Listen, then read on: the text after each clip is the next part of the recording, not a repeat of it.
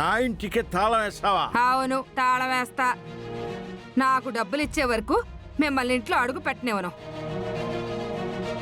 రమ్మను, నీ చిన్న కూతురు ఎక్కడుందో రమ్మను. ఏయ్, కట్నం ఇచ్చా సరిపోదా? అయ్యో, ఇంకా నాన్న. డబ్బులు కావాలంట. డబ్బులు గిబ్బులు ఎలా? పో. ఆయన తాగుబోతోడితో నాకు మాటలేంటి? నందిని, నీకు కాపురం కావాలంటే కాసులు నా చేతిలో పడాల్సిందే. మీ చెల్లికి ఫోన్ చేయి. అత్తయ్య, మీకు దండం పెడతాను అత్తయ్య, గొడవ చేయకండి. మా చెల్లితో మాట్లాడి ఆ డబ్బులు నేను ఏర్పాటు చేస్తాను. దయచేసి మమ్మల్ని ఇంట్లోకి వెళ్ళనివ్వండి అత్తయ్య. కుదరదు. మిమ్మల్ని నమ్మడానికి వీల్లేదు. ఏంటి, నీ బాబు ఏమన్నాడు? కట్నం ఇచ్చాడా? నువ్విచ్చిన కట్నంతో మేము మేడల మిద్దెలు కట్టేలేదమ్మా.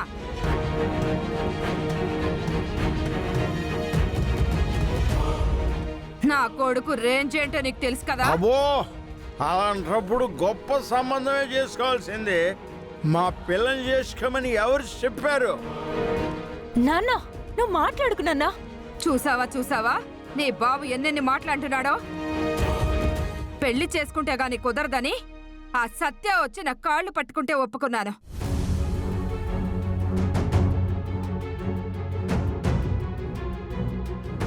ఆయన మీతో నాకు మాట్లాడనవసరం.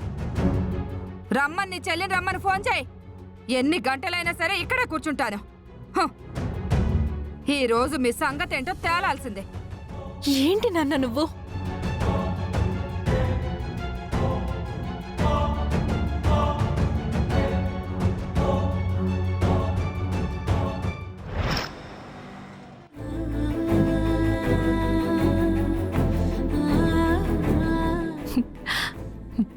ఈరోజు నేను 2 మంచి పనులు చేశాను. ఒకటి, నందిని అక్క అశోక్ బావలతో శివపార్వతులు పూజ చేయించాను. దానివల్ల వాళ్ళ మధ్య ఉన్న సమస్యలు సమసిపోయి త్వరలోనే కాపురం పెట్టి వాళ్ళిద్దరూ ఆనందంగా ఉంటారు. రెండో మంచి విషయం, పిల్లలు లేరు అని బాధపడుతున్న గాయత్రికి అమ్మవారి పూజ చేయించాను. ఆ పూజ ఫలించి గాయత్రి నెల తప్పితే బాగుంటుంది. అక్క,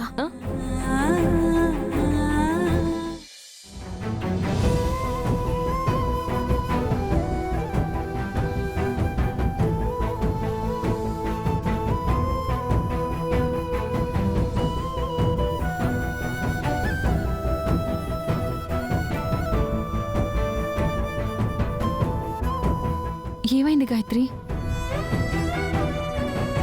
గాయత్రి, ఏంటా కన్నీళ్ళు? అక్క, ఈ 2 సంవత్సరాలు నువ్వు లేని లోటేంటో తెలిసొచ్చిందక్క. నాకు అత్యంత ఆప్తులైనా రక్త సంబంధీకులైనా అమ్మా నువ్వే. కానీ ఆ రోజు ఆ బ్లాస్ట్లో అమ్మ దూరమైంది. అమ్మలా చూసుకుని నువ్వు కూడా నన్ను వదిలి వెళ్ళిపోయావని చాలా బాధపడ్డాను. కానీ ఆ దేవుడి దయ వల్ల నువ్వు మళ్ళీ తిరిగొచ్చావు. గాయత్రి, ఇప్పుడు అవన్నీ తలుచుకుని ఎందుకు బాధపడ్డాం? మంచి కార్యం చేసుకుని వచ్చావు కదా. సంతోషంగా ఉండక పాతవన్నీ గుర్తు చేసుకుని ఎందుకు ఇలా ఎమోషనల్ అవుతున్నావు? అది కదక్కా,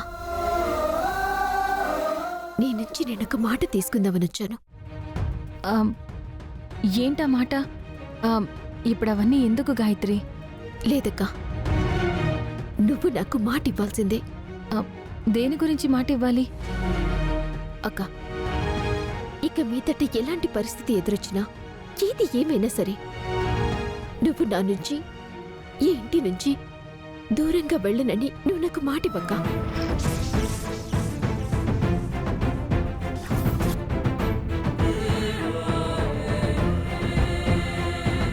ఏంటక్క అలా చూస్తున్నావు? నువ్వు ఈ మధ్య కూడా బావగారి కోసం, బాబు కోసం చెప్పకుండా మరీ వెళ్ళిపోయావు. ఆ రోజు కూడా మేము చాలా బాధపడ్డాము.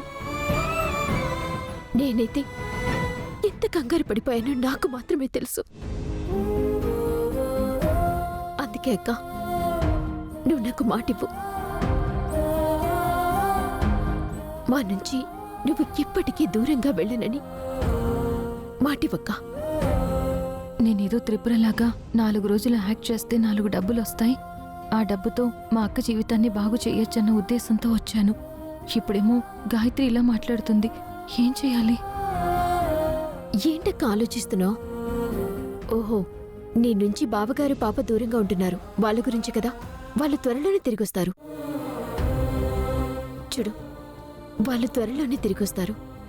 వాళ్ళు రాగానే నీ జీవితం కూడా చాలా బాగుంటుంది.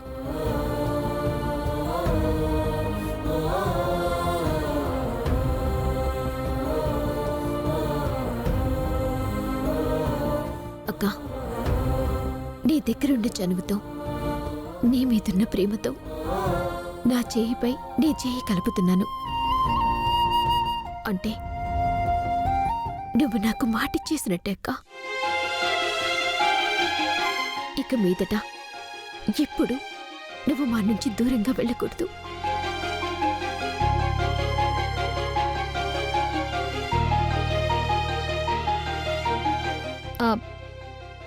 ఎందుకు గాయత్రి ఎంత ఎమోషనల్ అవుతున్నావు? ఏం లేదక్క, నాకు అమ్మ గుర్తొచ్చింది.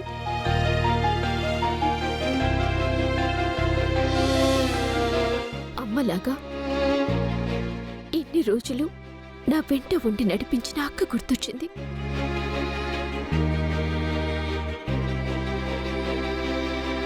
ఈ చిన్న మాట తీసుకుంటేనన్నా నువ్వు భవిష్యత్తులో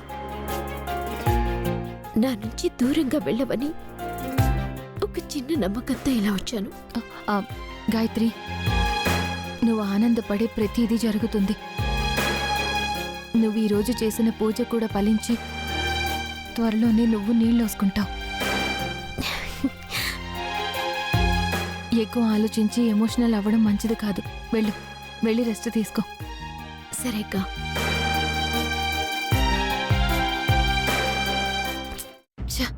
ఈ గాయత్రి ఏంటి నా చేత బలవంతంగా మాట తీసేసుకుంది? నేను ఇక్కడికి వచ్చింది త్రిపురలా నటిస్తూ డబ్బుల కోసం కదా. రేపు నా పని అయిపోయిన తర్వాత ఏం చెయ్యాలో ఏంటో. ఈ గాయత్రి రోజు రోజుకి నా మీద ప్రేమ పెంచేసుకుంటుంది. నేను తన ఒరిజినల్ అక్కనని ఫిక్స్ అయిపోయింది.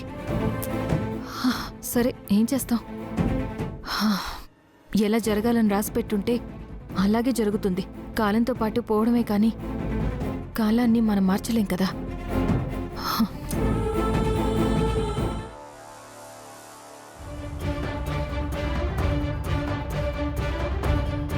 చాముండేశ్వరి దేవి పూజ చేయిస్తే ఆ పూజా ఫలితం వల్ల పిల్లలు కలగని వాళ్ళకి ఖచ్చితంగా పిల్లలు పుడతారని పంతులు గారు గట్టిగా చెప్పారు.